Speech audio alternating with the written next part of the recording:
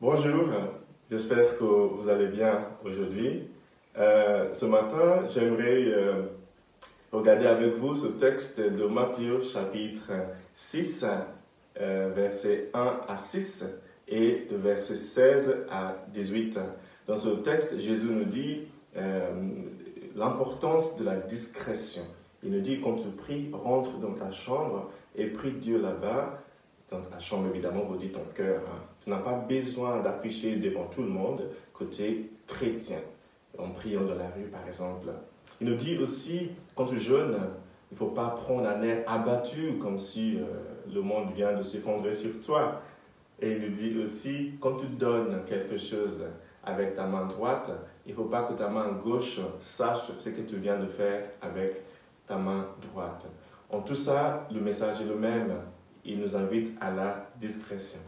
Et du coup, ce matin, j'aimerais partager avec vous 3 raisons pour lesquelles il faudrait prendre au sérieux ces paroles de Jésus. Pourquoi c'est important d'être discret dans la vie. Je pense que ce message est particulièrement pour moi parce que ce n'est pas là où je suis plus fort. Ce n'est pas la discrétion, ce n'est pas mon plus grand talent.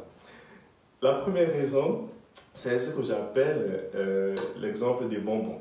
Si un enfant fait le ménage à la maison et son papa lui dit « Si ta maman ne sait pas que c'est toi qui l'as fait, je t'achèterai une montre.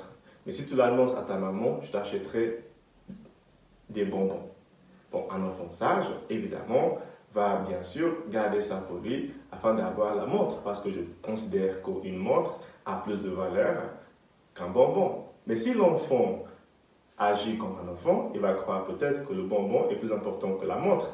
Et il va annoncer ça à maman, il va avoir juste des bonbons au lieu d'avoir une belle montre. Pourquoi je dis ça? C'est parce que quand nous ne sommes pas discrets, quand nous publions tout ce que nous faisons, nous agissons comme des enfants. Et quand nous dit la Bible, nous recevons tout de suite notre récompense. Alors que Dieu nous a promis que si nous sommes discrets, nous allons recevoir une plus grande récompense dans le ciel. La deuxième raison pour laquelle il faut être discret, c'est ce que j'appelle le facteur de Joseph. Joseph, c'était quelqu'un dans la Bible, un fils de Jacob, dans Genèse chapitre 37. On trouve l'histoire de Joseph et ses frères. Joseph a eu un songe dans lequel on lui a dit qu'il va devenir le leader, le grand parmi ses frères. Mais il n'a pas pu garder ça pour lui. Il n'était pas discret. Il a annoncé ça à ses frères. Et qu'est-ce qui est arrivé? Ses frères l'ont trahi, ils l'ont vendu. Et il était vendu en esclavage en Égypte. Cher ami, j'aimerais te dire quelque chose que tu sais peut-être déjà, c'est que tout le monde ne t'aime pas. Tout le monde ne partage pas tes rêves. Donc attention à qui tu annonces tes rêves. Évidemment, quand tu annonces tes rêves, ça t'aide à t'engager, ça t'aide à ne plus reculer.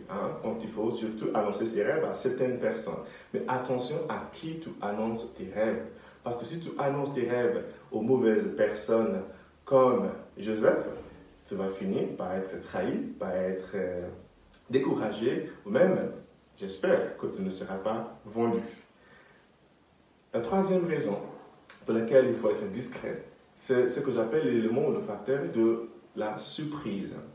Vous savez, quand tu réussis à faire quelque chose, alors que tu as travaillé pendant longtemps caché, quand des gens découvrent ça, enfin, il y a cet élément de surprise qui te fait du bien. Quand les gens découvrent que tu as fait tout ça, tu te dis « Waouh !» Et ça te fait du bien, ça te motive pour la suite. Mais si avant même de faire quoi que ce soit, tout le monde sait ce que tu as déjà fait, tu t'es pris de ce bonheur de faire découvrir à tes amis après ce que tu as fait pendant toutes ces années durant dans le secret.